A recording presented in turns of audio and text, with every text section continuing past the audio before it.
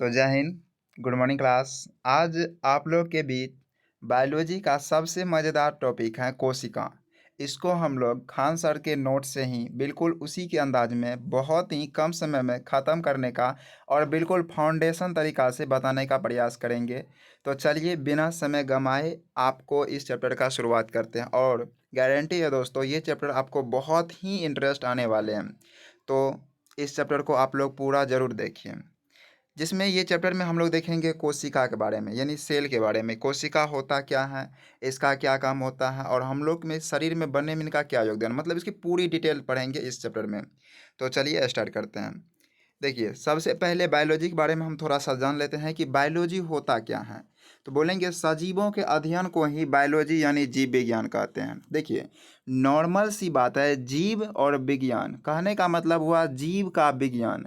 तो ऐसा विज्ञान जिसमें हम लोग जीव जंतु के बारे में अध्ययन करेंगे, अर्थात सजीव के बारे में अध्ययन करेंगे। इस चैप्टर में हम लोग पहाड़, मिट्टी, हवा, ये सब बारे में अध्ययन नहीं करने वाले हैं। तो बायोलॉजी का मतलब होता है कि जिसमें हम लोग सजीव के बारे में अध्ययन करेंगे ना दोस्तों, उसको बायोलॉजी कहते हैं। बायोलॉजी का जनक अरस्तु है। जनक का अर्थ हुआ कि इसका खोजकर्ता। जनक का मतलब ये नहीं कि इसको ये पैदा किया, ठीक ना। जनक का मतलब इसको लिखा, इसको समझाया, ठीक ना, इसका खोज करता। तो बायोलॉजी का खोजकर्ता हो गया अरस्तु। देखिए, कहते हैं कि अध्ययन की सुविधा के लिए बायोलॉजी को दो भागों में बांटा गया। तो कभी कभी ऐसा लगता है कि अध्ययन की सुविधा क्या होता है। तो एक बात बताइए हमको, अगर बोटनी और जूलॉजी दोनों को कॉम्बो करके मिला देते तो कितना मोटा बुक बन जाता है। एक बहुत मोटा बुक बन जाता है, जिसमें हम लोग समस्त पेड़ पौधा के बारे में भी पढ़ना पड़ता और समस्त जीव जंतु के बारे में भी पढ़ना पड़ता। अगर गलती से हमको चीटिंग करने के लिए कोई दे दे तो खोजते खोजते पता चलेगा एग्जाम का टाइम आउट हो गया, ठीक ना। तो इस वजह से अध्ययन की सुविधा के लिए बायोलॉजी को दो भागों में बांट दिया, एक जूलॉजी और दूसरा बोटनी, ठीक ना। देखिए, हम लोग आसानी समझ लेंगे। जूलॉजी, जूलॉजी का मतलब हुआ कि जीव विज्ञान। नाम से ही स्पष्ट है, जू और लॉजी। जू का मतलब होता है ऐसे चिड़ियाघर। तो चिड़ियाघर में क्या पाया जाता है, चिड़ियाघर में पाया जाता है जीव जंतु। तो जूलॉजी में हम लोग पढ़ेंगे जीव जंतु के बारे में, ठीक ना, क्लियर ना। अगला है बोटनी। देखिए, बोटनी से याद रखेंगे हम लोग बुटनी मिर्चाई। देखिए, होता है ना एक मिर्ची जो बहुत तीखा होता है, उसको कहता है ये मिर्चा बुटनी मिर्चा है, ठीक ना। तो बुटनी मिर्चाई जो है ना, वो पेड़ पौधा का ही, मतलब पेड़ पौधा में ही उगते हैं, ठीक ना। तो बोटनी में हम लोग पढ़ेंगे पेड़ पौधा के बारे में, क्लियर ना। अब देखिए, यही लिखाया है यहाँ पे जूलॉजी। बोले हैं कि इसके अंतर्गत जंतु के बारे में, ये तो सबको पता है ना मेरे भाई। अभी बताया कि जूलॉजी मतलब जंतु विज्ञान, और जंतु विज्ञान है तो हम लोग जीवे जंतु के बारे में पढ़ेंगे, ठीक ना। तो जूलॉजी का हो गया जंतु विज्ञान, और इसमें हम लोग किसके बारे में पढ़ेंगे, तो जीव जंतु के बारे में ही पढ़ेंगे, ठीक ना। देखिए, जूलॉजी का जनक यानी इसका पिताजी साहब है अरस्तु। अच्छा, थोड़ा देर पहले हम बताए थे कि बायोलॉजी यानी जीव विज्ञान का पिता है अरस्तु। तो जीव बोलिए या जंतु बोलिए, बात तो एक ही है। तो जीव विज्ञान का जो पिताजी है वही तो जंतु विज्ञान का भी ना पिताजी होगा। तो अर्थात जूलॉजी का भी जनक जी कौन है, अरस्तु है। याद हो गया होगा एकदम फूल पत्ती के जैसे। अगला है बोटनी। देखिए, बोटनी में अभी हम बोले थे कि बोटनी का मतलब होता है बुटनी मिर्चाई। अरे बुटनी मिर्चाई वही जो खा के एकदम जो है ना पूरा तीखा तीखा हो जाते हैं, जो पेड़ पौधा में उगता है, ठीक ना। तो बोटनी है, तो इसके अंतर्गत हम लोग किसके बारे में पढ़ेंगे, पेड़ पौधा के बारे में पढ़ेंगे ना। तो बोटनी इसके अंतर्गत हम लोग किसके बारे में पढ़ेंगे, पेड़ पौधे के बारे में, ठीक ना। याद रख लीजिएगा कि बोटनी का जनक है थियोफेस्टस। थियोफेस्टस, ठीक ना। ये क्लियर हो गया ना। आगे हम लोग देखते हैं। देखिए, अब हम लोग जो टॉपिक है उनको स्टार्ट करते हैं। तो बहुत ही इंटरेस्ट है, आप लोग दिल थाम के बैठ जाइए, ठीक ना। और आप लोग सिर्फ इसको सुनते रहिए। देखिए, हम लोग पढ़ेंगे कोशिका यानी सेल के बारे में। इसके इंग्लिश नेम देखिए, इंग्लिश में है सेल। तो होता है ना किसी किसी के नाम से जो है ना उसका काम डिसाइड हो जाता है, ठीक। जैसे गांव में होता है वकील, लेकिन काम पढ़ा लिखा कुछ नहीं था, ऐसा नहीं समझ लीजिए कि उसका नाम वकील है तो वकालत जानता है, ठीक ना। नाम सरस्वती तो एकदम ज्ञान की देवी, ऐसा नहीं है। नाम गांव घर के कुछ भी रख लेता है, ठीक ना। लेकिन यहाँ देखिए है सेल, तो सेल साइटोलॉजी। देखिए, सेल से क्या हो जाएगा, सेल से बन जाएगा साइटोलॉजी। सेल से क्या, देखिए सेल से क्या बन जाएगा, सेल से बन जाएगा साइटोलॉजी। कितना प्यारा सा नाम है, सेल बोले साइटोलॉजी ले जाओ, सेल बोले यानी साइटोलॉजी। वाह, सेल से साइटोलॉजी। अब देखिए, हम लोग का जो पूरा शरीर है ना, हम लोग का जो पूरा शरीर है वह इसी छोटी छोटी कोशिकाओं से मिलकर बना होता है। जैसे कि आप लोग बताइए, अगर किसी का मतलब घर बनता है तो वहाँ पे छड़िया सबको काटा जाता है, छोर सबको, ठीक ना। तो जैसे छड़िया को काटा जाता है ना, तो उसके पास बहुत सारा महीन महीन बुरादा गिरते रहता है, ठीक ना, उड़ते रहता है, तो उसको चूर्ण कहेंगे। तो एक चीज़ बताइए, वो जो लोहा है ना, वो उसी छोटे छोटे चूर्ण से मिलकर बना है, ठीक ना। इसी प्रकार से हम लोग का जो शरीर है ना, वो इसी छोटी छोटी कोशिकाओं से मिलकर बना है। अब एक चीज़ बताइए, जैसे हमारी हाथ की कोशिका है, तो हाथ की कोशिका का काम है कि किसी वस्तु को पकड़ना, ठीक ना। आँख की कोशिका का काम है देखना। कान की कोशिका है तो कान की कोशिका का काम है सुनना। तो एक बात मेरे भाई ये बताइए, तो अगर हाथ की कोशिका सुनने लगे और कान की कोशिका देखने लगे तो क्या हम अपना संतुलन बना पाएंगे? तो जवाब आएगा नहीं।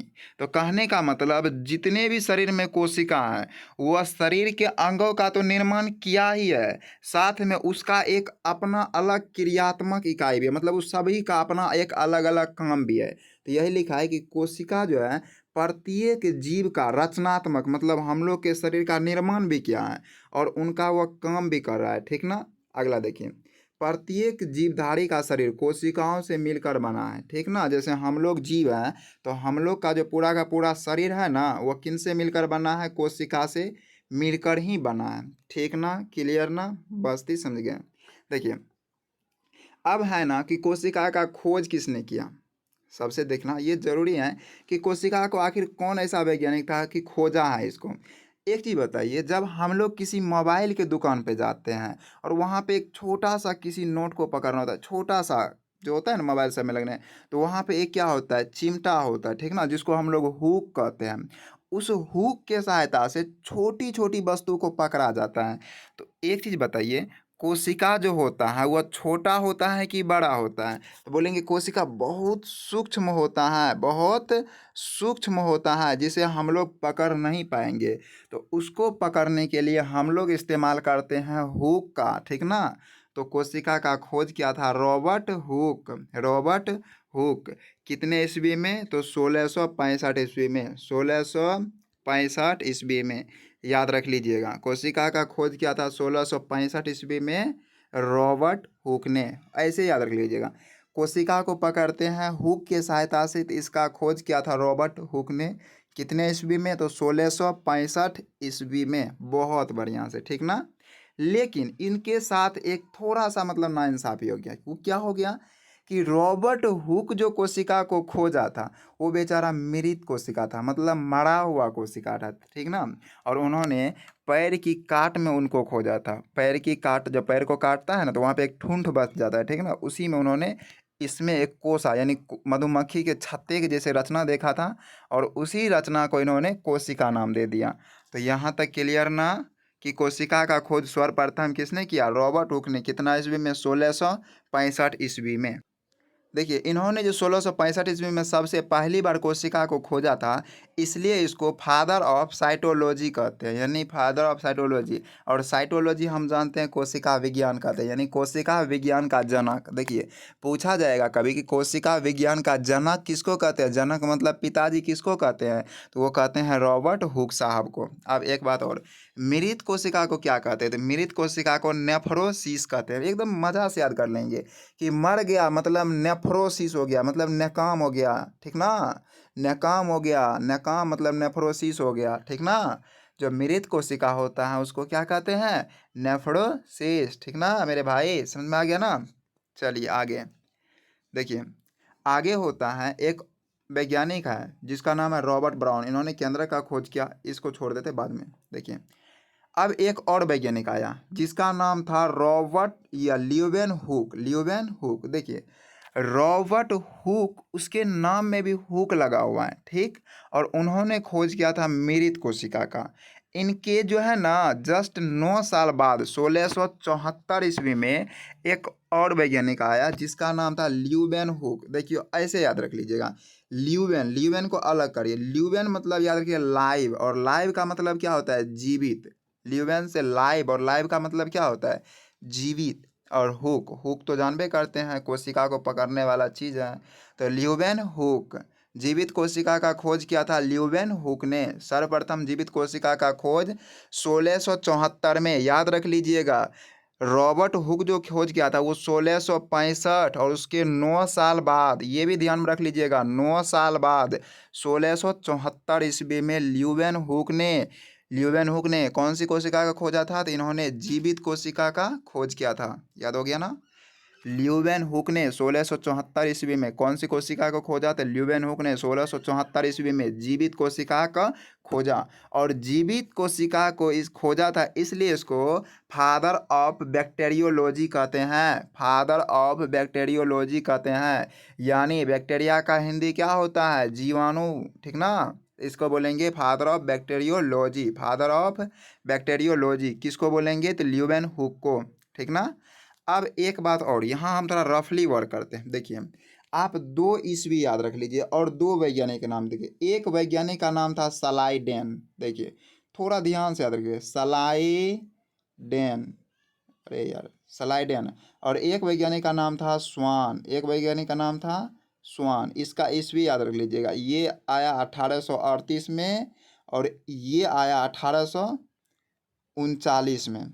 देखिए 2 वैज्ञानिक, एक सलाइडेन, ये 2 हैं, सलाइडेन, और एक वैज्ञानिक आया स्वान। बस सिंपल। ऐसे भी याद रखिए, सलाई जो गाँव घर में दीप जलाने के लिए जो माचिस का उपयोग करते हैं वो सलाई है ना। और वह सलाई किससे बना है? वह सलाई पेड़ पौधा से बना है, ठीक ना? तो सलाइडेन आया 1838 में और एक वैज्ञानिक आया स्वान। अब एक चीज़ बताइए, स्वान का मतलब होता क्या है? स्वान का मतलब होता है हंस, और हंस क्या है? जीव जंतु है। तो 2 वैज्ञानिक याद नाम रख लीजिएगा, एक का सलाइडेन और एक का स्वान। सलाइडेन आया 1838 में और स्वान आया 1839 में। ये दोनों वैज्ञानिक का नाम आप लोग चुटकी में याद रख लीजिएगा, सलाइडेन और स्वान। तो सलाइडेन से याद रख लीजिएगा कि सलाइडेन पेड़ पौधा यानी सलाई पेड़ पौधा से बनते हैं, तो सलाइडेन हो जाएगा पादप वैज्ञानिक। और स्वान से याद रख लीजिएगा कि स्वान का अर्थ होता है हंस, और हंस क्या है? हंस एक जीव है, ठीक ना? तो सलाइडेन 1838 ईस्वी में यह बताया कि जितने भी पेड़ पौधा है ना, उनका शरीर जो है कोशिका से मिलकर बना है, ठीक। और 1839 में स्वान नामक वैज्ञानिक ने यह बताया कि जितने भी जंतु है ना, उनका भी शरीर किनसे मिलकर बना है? कोशिकाओं से मिलकर बना है। और इन्हीं दोनों वैज्ञानिक के वचन को, मत को, कथन को कोशिका सिद्धांत कहते हैं। बिल्कुल बिल्कुल, एक बार फिर से रिवीन कर लेते हैं इसको कि एक वैज्ञानिक था सलाइडेन, उन्होंने 1838 में यह बताया कि जितने भी पादप हैं उन सभी का शरीर किससे मिलकर बना है? कोशिकाओं से मिलकर बना है। और एक और वैज्ञानिक आया जिनका नाम है स्वान, और उन्होंने 1839 ईस्वी में यह बताया कि जितने भी जंतु हैं उन सभी का शरीर किनसे मिलकर बना है? उन सभी का शरीर कोशिकाओं से मिलकर बना है। और इन्हीं दोनों वैज्ञानिक के कथन को कोशिका सिद्धांत कहते हैं। समझ में आ गया ना? तो बढ़िया, अब देख लीजिए इसको, यही हम यहाँ पे बताए हुए हैं। यही यहाँ पे लिखा हुआ है कि सलाइडेन एवं स्वान नामक वैज्ञानिक ने कोशिका सिद्धांत दिया और कहा कि शरीर कोशिकाओं से बना है, ठीक ना? इसको समझ लिए। अब देखिए, कहते हैं सबसे छोटी कोशिका माइकोप्लाज्मा की होती है। एक बात बताइए कि जीवाणु का नाम सुने हैं? जीवाणु का, अब सोचिए जीवाणु कितना छोटा होगा? बहुत छोटा होगा ना। और जीवाणु के जो अंदर कोशिका होगा वो कितना छोटी होगी? वो तो और बहुत छोटी होगी ना। तो जीवाणु के अंदर होती है माइकोप्लाज्मा गैलीसेप्टिकमा, ठीक ना? तो इसको आप लोग सिर्फ माइकोप्लाज्मा ही याद रख लीजिए। तो सबसे छोटी कोशिका किसकी होती है? तो सबसे छोटी कोशिका होती है माइकोप्लाज्मा की। और सबसे बड़ी कोशिका किसकी होती है? सबसे बड़ी कोशिका होते हैं शुतुरमुर्ग के अंडे की। शुतुरमुर्ग पक्षी को देखे होंगे, ठीक ना? बहुत विशाल भागता है। इसका अंडा हम लोग यहाँ देख लेते हैं। देखिए किधर है, क्या ये है शुतुरमुर्ग का एग। देखिए कितना बड़ा बड़ा है, ठीक ना? यहाँ से इसके अंदर में देख रहे हैं शुतुरमुर्ग के बच्चे को, ये इतना बड़ा एग होता है, क्योंकि इसके बच्चे का भी स्ट्रक्चर देख लीजिए कितना विशाल है, ठीक ना? तो शुतुरमुर्ग के जो अंडा होता है ना, इनको सबसे बड़ी कोशिका होता है। चलिए, ठीक ना? हम लोग देख लिए सबसे छोटी कोशिका होता है माइकोप्लाज्मा की और सबसे बड़ी कोशिका होता है शुतुरमुर्ग के अंडे की। अब नेक्स्ट देखिए, कहता है सबसे लंबी कोशिका कौन होती है? तो सबसे लंबी कोशिका होते हैं तंत्रिका कोशिका। तंत्रिका कोशिका जो हम लोग के ब्रेन में बना होता है। देखिए एक बात जानते हो दोस्त, हम लोग के जो ब्रेन में तंत्रिका कोशिका होता है ना, उनमें कभी भी विभाजन नहीं होता है। मतलब जितना तंत्रिका कोशिका बचपन में हम लोग का होता है, पूरा बुढ़ापा तक उतना ही होता है। मतलब तंत्रिका कोशिका अगर एक बार नष्ट हुआ ना, तो दोबारा यह नहीं बनता है, ठीक ना। इसलिए जब हम कभी बाइक चलाते हैं, तो जो हमें शासन है, अनुप्रशासन सब है, वो क्या कहते हैं कि हेलमेट लगा के चले। हेलमेट वो किस लिए बोलते हैं? ताकि उनकी सुरक्षा ना हो बल्कि आपकी सुरक्षा हो।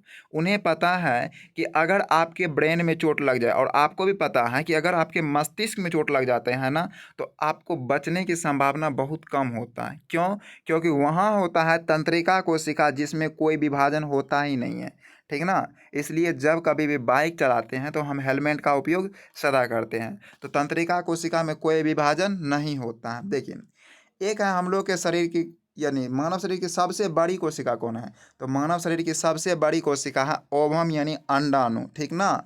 और मानव शरीर की सबसे छोटी कोशिका होती है स्पर्म यानी शुक्राणु। ये दोनों भी याद रख लीजिएगा। देखिए अंडाणु जो कि फीमेल की जनन कोशिका है, जो कि फीमेल की जनन कोशिका है, और शुक्राणु जो कि मेल की जनन कोशिका है, ठीक ना। तो सबसे बड़ी कोशिका होता है sperm, ovum ovum ovum sorry.